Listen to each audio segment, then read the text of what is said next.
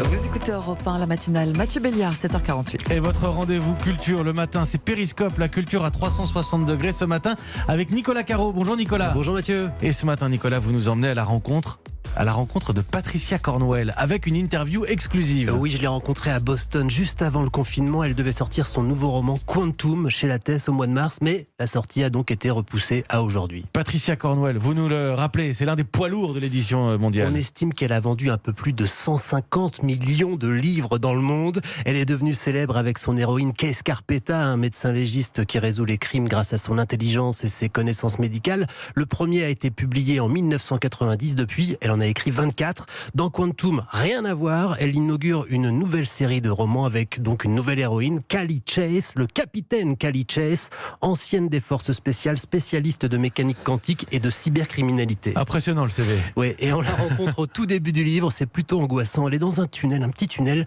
une alarme a été déclenchée et ça c'est pas bon, puisque c'est un tunnel sous le centre de recherche de la NASA.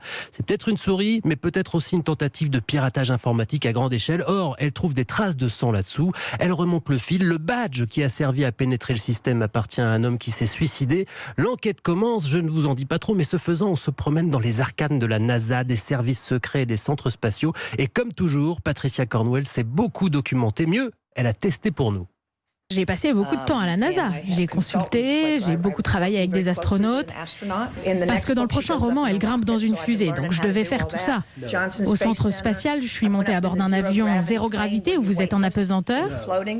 Ouais, j'ai fait ça, il y a quelques mois. J'essaye tout ce que je peux parce que je veux le faire passer au lecteur.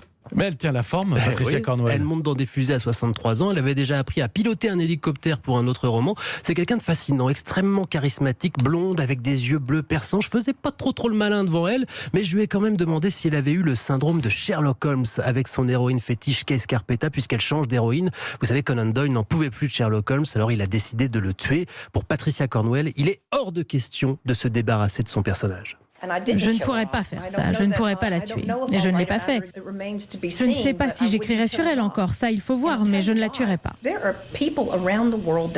Simplement parce qu'il y a des gens partout dans le monde qui tiennent à elle. Elle est réelle pour eux. Et je ne veux pas leur faire ça. Puis, j'ai arrêté de la faire vieillir depuis qu'elle a eu 50 ans. Et je suis bien plus âgée qu'elle maintenant. Et puis, j'ai envie d'écrire sur des choses différentes. Alors, en attendant un éventuel retour de Kay Scarpetta, on peut donc suivre maintenant les aventures de Callie Chase. Dans Quantum, le premier roman de la série chez Lattès qui sort aujourd'hui. Merci Nicolas Caro. On retrouve l'intégralité de cette interview exclusive, dois-je le rappeler. Ce sera dimanche à 14h dans votre émission La Voix est libre. Merci Nicolas Caro, c'était Périscope.